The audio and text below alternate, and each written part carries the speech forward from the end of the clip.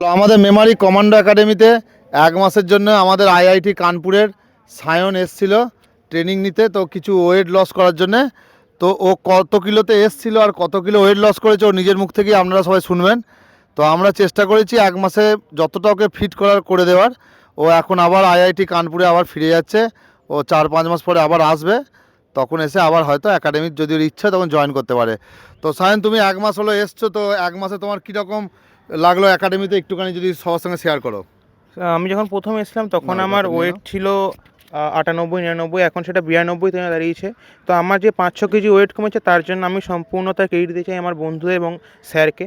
আমি যখন এখানে প্রথম এসেছিলাম তখন আমি ভাবিনি আমি এতটা ভালো দৌড়াতে পারবো কিনা। আমার ওয়েট বেশি ছিল, আমার কনফিডেন্স ছিল না, কিন্তু আমার বন্ধুরা, আমার সাথীরা আমাকে সেখানে সাহায্য করেছে, আমাকে অ্যাকসেপ্ট করেছে। তার জন্য আমি তাদেরকে থ্যাংক ইউ জানাতে চাই।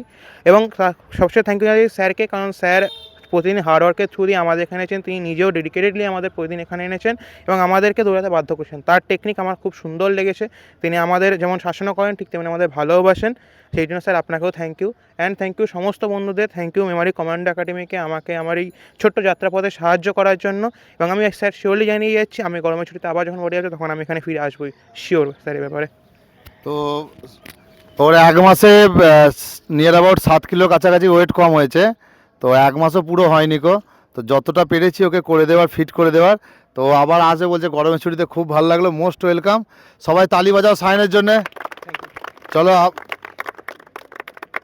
চলো, তোমার থ্যাংক ইউ স্যার। ভালোভাবে যাও, সাবধানে যাও, ভালো করে পড়াশোনা করো।